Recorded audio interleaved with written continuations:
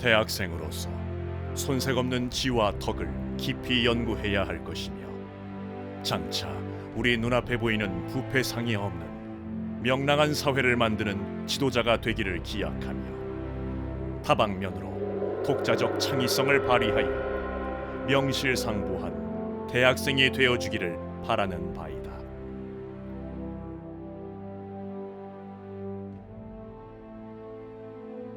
숭산 박길진 박사는 소태산 대종사께서 닦은 원광의 터전에 교육의 씨앗을 심고, 근현대사의 숱한 바람에도 흔들리지 않는 실천의 삶으로 가꾸어 원광대학교를 새 문명사회 건설의 주역을 양성하는 교육기관으로 키웠습니다. 숭산은 미래 세상을 이끌 인재가 지성과 덕성을 갖춘 실천하는 사람임을 주창한 시대의 선각자였습니다. 불모의 신령벌에 뿌린 지덕경수 도의 실천의 꽃씨를 전 세계에 퍼뜨린 실천하는 인문주의자 숭산 박길진 박사. 그 뜨거웠던 삶의 여정을 만나러 갑니다.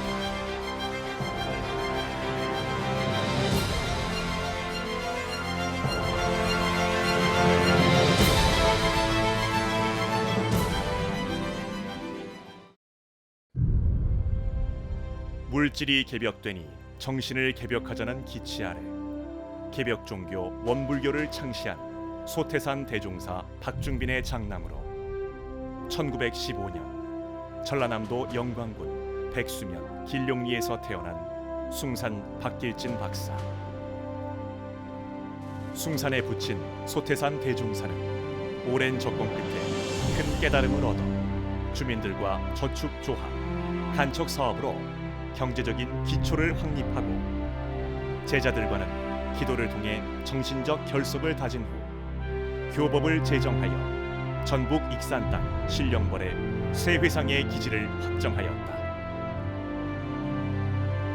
숭산의 어린 시절은 인간의 삶과 자연의 조화에 대한 관심을 가질 수 있었고, 특히 예절과 자신을 관리하는 법을 체득하는 등 정신 문명의 산실에서 삶의 지표를 세우고 행실을 닦는 시기였다. 보통학교를 졸업하고 고등학교를 진학할 시절, 그는 부친의 인재 양성 계획을 이해하고 종교인이 되어야겠다는 강한 신념 아래 학창 시절을 보냈다. 당시 독립정신이 살아있던 배제 고등보통학교에서 아는 것이 힘이다라는 좌우명으로 학업에 열중하는 동시에 저명 인사들의 초청 강연을 통해 견문을 넓히고 사색과 명상으로 종교적인 정서를 함양한다. 고등학교를 졸업할 무렵 그는 억압받는 동포들을 위해 뭔가 할 일을 찾아야 한다는 생각을 품고 앞으로 힘을 길러 민족 스스로 일어나기를 염원하게 된다. 그리고 동시에 인생의 본질 문제와 우주 궁극의 문제에 정열을 쏟아야겠다고 다짐하였다. 이러한 염원과 다짐은 1936년 일본 도쿄의 동양대학에서 철학과 종교를 공부하는 유학의 길로 이어지게 되었다. 소속 학과의 학생 중 유일한 조선인이었던 숭산의 유학 생활은 어려움의 연속이었다. 하지만 주어진 여건을 최대한 활용해 학업을 해나가는 한편, 틈틈이 여러 종교를 탐방하여 진리의 본질을 탐구하는 시간을 가졌다. 그 생활은 마치 구도자의 삶과 같았다. 끝없는 구도의 길, 이 영원한 과제를 안고 인연 닿는 곳마다 시간과 장소를 가리지 않고 열심히 파고들어야 했다. 진리를 알지 못하고 살아가는 삶은 될 수가 없었다. 그것은 어느 형벌보다도 무서운 것이다. 학창 시절 숭산 박길진 박사는 원불교 사상의 철학적 전개와 교역자 양성의 사명감으로 동서 사상과 철학에 대한 방대한 독서로 학구열을 불태웠으며, 불교, 기독교 등 종교계의 학자, 강백 등을 탐방하여 법도를 묻고 구도자로서 수행의 길을 걷는다. 어느 날 숭산은 세계적 인물이라 할 수 있는 가가와 도요히코를 만나러 갔다. 가가와 도요히코는 기독교인으로서 협동조합 운동을 전개하여 일본 빈민굴의 성자라 불리는 인물이었다. 유난히 키가 작았던 가가와 도요히코. 그러나 그의 활동 범위는 대단했으며 빈민들의 희망이 되어주기 위해 멸사봉공하는 삶을 살고 있었다. 숭사는 이 만남에서 신의 존재가 생명에 있음을 깨우친다. 결국 종교인은 100가지 이론보다는 한 가지 실천을 행하는 삶의 자세가 무엇보다 소중하다는 것을 마음 깊이 새기는 계기가 되었다.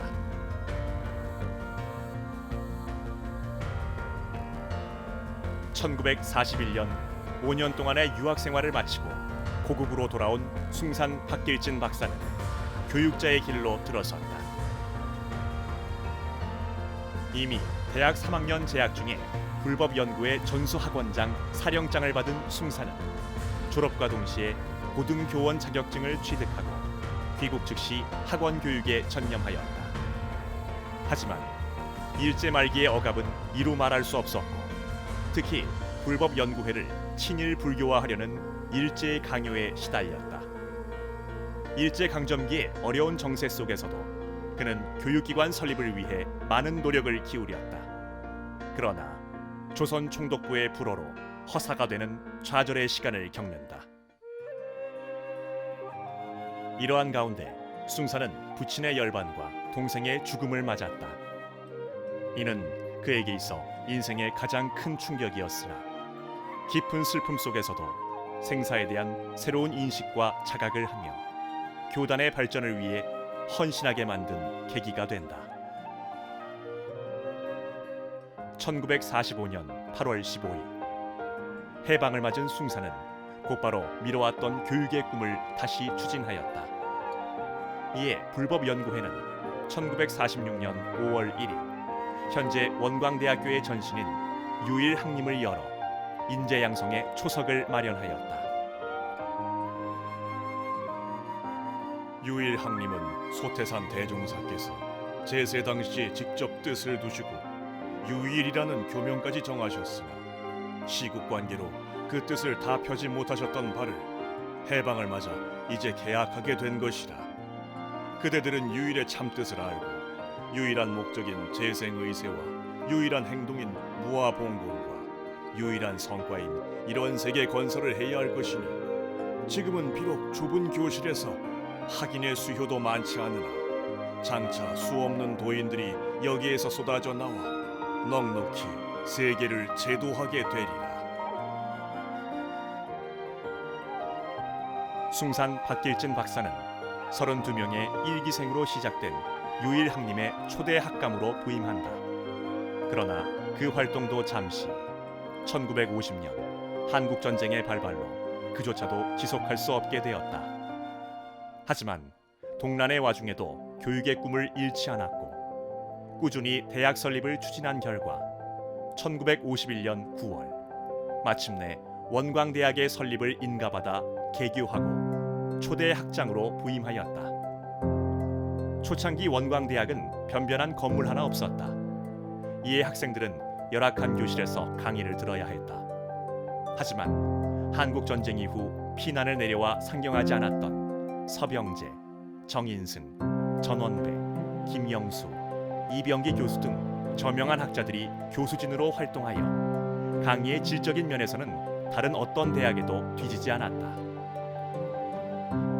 이후 원광대학은 이소성대의 정신으로 스스로의 힘을 길러나갔고 나날이 그 면모를 갖추기에 여념이 없었는데 이 모든 활동에는 숭산의 아낌없는 노력과 헌신이 함께했다. 이러한 정성으로 1953년 1월 국문학과의 증과와 더불어 4년제 정규대학으로 승격되었고 1956년에는 대학 언론사상 7번째로 대학신문인 원광학보를 창간했다. 그리고 2년 후 1만여 평의 대운동장과 건평 760평의 20개 강의실을 갖춘 석조 3층 건물을 완공하며 대학다운 면모를 갖추게 되었다. 그러나 대학을 설립한 지 언 10여 년 이제 막 웅비의 시간을 맞이하고 있을 때 또다시 위기가 찾아왔다. 5.16 군사정변 이후 무분별한 대학 설립의 남발 현상에 대응하여 정부의 대학 정리 작업이 단행된 것이다. 이로 인해 원광대학도 2개의 학과만 두는 각종 학교인 대학림으로 격화되었고 다른 학과들은 폐과되는 등 어려움에 처했다.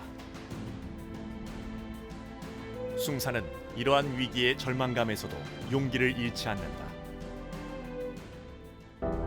그가 이끄는 원광대학은 다시 몇 개월 후 6개 학과를 정부에 인가를 신청하여 개설하고 꾸준히 학과를 증설해 나갔다.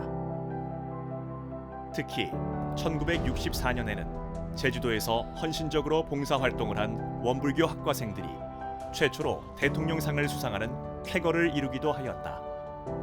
이같이 초반기의 온갖 시련을 극복하면서 원광대학은 도약의 발판을 굳혔고 질적으로나 양적으로나 모든 면에서 성장을 거듭하여 1972년에 이르러 종합대학으로 당당히 승격한다. 종합대학 원광대학교의 초대 총장으로 취임한 숭사는 교육의 지표를 지와 덕을 겸비하여 도의를 실천하는 인간상의 확립으로 정하고 원광대학교만의 특색 있는 교육에 주력한다. 사람이라는 것은 조금 그 덕성이 있어야 할 것이고 또 도의를 실천하는 그런 사람이 되어야 그것이 이제 사람인데 그래서 사람을 만드는 그런 교육을 해야 되겠다 해서 이제 그 지성과 덕성을 같이 겸해서 교육을 시키고 도의를 우리 인류 사회에 실천할 수 있는 그런 인간을 만들자. 그렇게 지금 제가 그 목표를 하고 교육을 시키고 있습니다. 숭산의 삶에서 비롯한 교육과는 지금까지도 원광인을 배출하는 교훈이 되어 수많은 인재들이 이를 받들고 실천하며 사회 구성원으로서 활동하고 있다. 숭산 박길진 박사는 교육자이자 종교인이다. 원불교의 교법에 철저히 근거하여 스스로 구도자로서의 삶을 살며 실천하는 종교인으로서 교육을 통해 사회적 책임을 다하였다. 숭산은 어느 날 스승이자 부친인 소태산 대종사에게 여쭈었다. 일원상과 인간과의 관계가 어떠하오니까? 일원상의 신앙은 어떻게 하나이까? 일원상의 수행은 어떻게 하나이까? 원불교 교리의 핵심인 일원상에 대한 문답 속에 비치는 숭사는 우주와 인간의 근본에 대한 구도 노력과 일원상의 진리를 깨치고 실천하고자 했다. 이러한 숭산의 실천적인 삶의 궤적은 원광대학교 역사의 한 페이지를 장식한다. 즉 1957년에 한국불교문제연구소, 1960년에 원불교 해외포교연구소는 물론 1974년 원불교 사상연구원의 발족에 이르기까지 원광교육의 본질적 기반인 원불교 사상의 학문적 체계를 완성시키고자 한 것이다. 또한 그는 인재 양성을 평생의 과업으로 삼는다. 대학을 마칠 무렵에는 다시 대학 입학 당시에 국내에 남아서 불쌍한 사람을 돕자는 생각으로 돌아가서 국내로 가서 일을 하는데 무슨 일을 할 것이냐 하는 구체적인 사업에 대하여 생각하게 되었고 이 국리 저 국리 끝에 학교를 세워서 젊은이들을 길러내는 일이 가장 중요한 일이구나 하는 결론을 얻었다. 학자로서의 개인적 인망보다 인재 양성을 기본으로 하는 대학교육 전문가로서 일생을 다 바친 숭산 박길진 박사.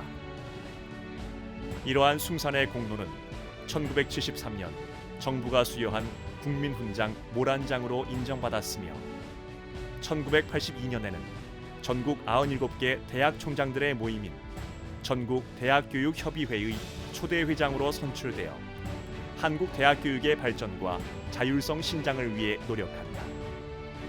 열반 후인 1987년에는 국민훈장 무궁화장이 주서된다. 이 밖에도 숭산은 대외적인 종교 활동에도 적극적이었다. 세계 불교도 대회, 세계 종교자 평화회의, 아시아 종교자 평화회의 등의 한국 대표로 참석하여 종교와 세계 평화를 위해 노력하고 원광대학교와 세계의 주요 대학, 단체를 연결하는 역할을 다하며 원광대학교의 세계화를 앞당기는 초석을 다진다.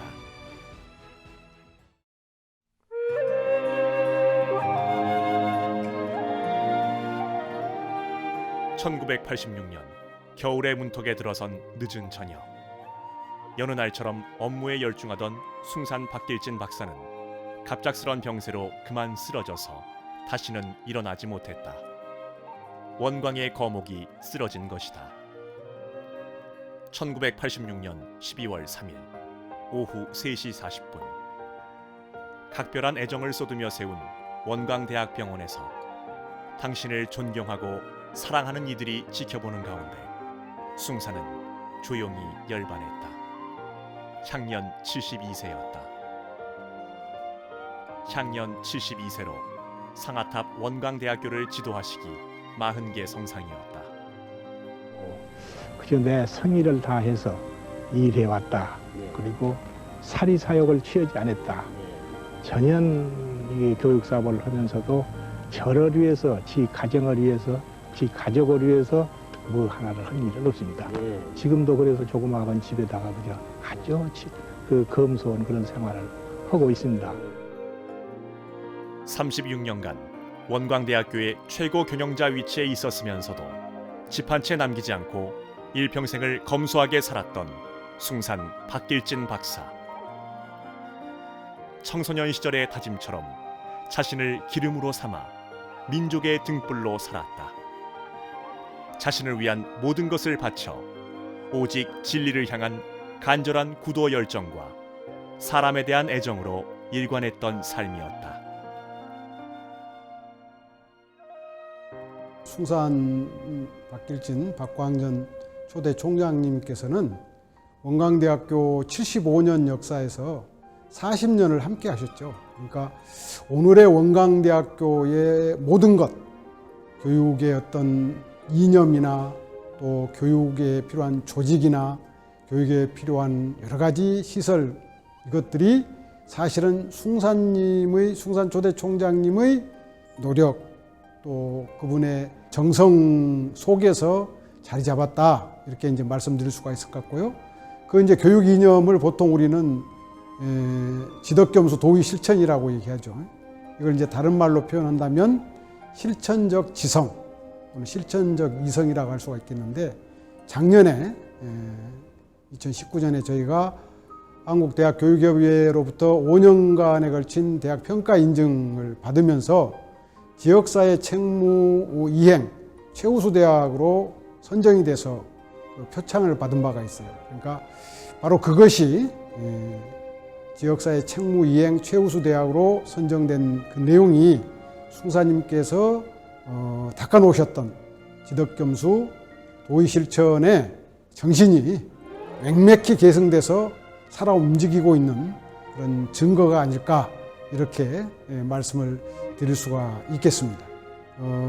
앞으로 하여튼 재임 기간 동안에 우리 숭산 초대 총장님의 평소의 그 삶과 철학과 사상, 꿈, 이런 내용들을 우리 15,000명 재학생들, 그리고 3,000명에 이르는 우리 교직원들 가슴 속에 숭산님의 교육 이념과 정신이 살아날 수 있도록, 그래서 박물관에서 우리 모든 원광 구성원의 가슴 속으로 불러일으키는 작업을 이제 대대적으로 전개할 생각으로 작년 1년간 이제 숭산 기념 전시실을 리모델링을 했고요. 또 최근에 이제 숭산님 그 동상 진입로도 완성을 했고, 숭산님은 사실은 교육자이시면서 종교가이시면서 철학자이시면서 경영자이시기도 하고, 또 사실은 숨겨진 측면이긴 한데 대단한 문학가이시기도 합니다. 그런 다양한 측면들을 조명하는 전집을 편찬할 구상을 갖고 있고, 그런 내용들을 원불교 사상연구원이 체계적으로 뒷받침할 수 있도록 총장으로서 여러 가지 노력을 기울이도록 하겠습니다. 나의 원. 이 몸이 출세하여 우레같이 소리질러 무력에 잠긴 여러 동포 새로운 정신 깨우치리라. 이 몸이 출세하여 사바세계에 법종되어 질서 없는 우리 동포 차서의 법로 열어주리라. 욕심을 떠나야 욕심을 떠나 가지고 생활을 해야 그게 이제 고통이 없지. 욕심이 있어 가지고 물질적 풍요가 있다고 그러면 반드시 고통이 따라붙는 것이죠. 고통이라는 것은 어디든지 뭐 궁중 12대문을 열고도 들어온다고 그러는데 그게 고통은 따라드는 것이기 때문에 그래서 고통이 없다는 것은 참 자기 생활에 만족해 가지고 지족 할 줄 아는 사람이 참으로 행복한 사람이 아니겠는가. 또 자기가 운이 좋았다든지 기술이 좋았다든지 해서 물질적 풍요를 누리게 되었다 보면은 그 물질적 풍요를 가지고 좀 그렇지 모든 사람들한테 이렇게 좀 돌려서 그 사람들은 좀 잘 살도록 해주는 거. 그런 데에서 행복감을 느껴야지.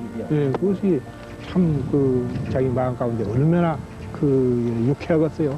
그런 사람을 도와주고 자기가 애써서 버는 거 가지고 남을 도와주고 이렇게 사회에 다시 말하자면 반환시킨다는 거. 이것이 아주 참 중요한 일인데 우리가 먼저 정신을 개혁해서 그러한 인간답지 못한 전쟁이라든지 이런 것은 이 지상에서 몰아내고 어쨌든지 우리 정신생활에 있어서 아주 참 평화로운 그런 행복스러운 그런 생활을 할 수 있도록 우리가 자꾸 노력을 해야죠. 그 이제 종교라든지 교육에 그것이 달렸다고 지금 봅니다.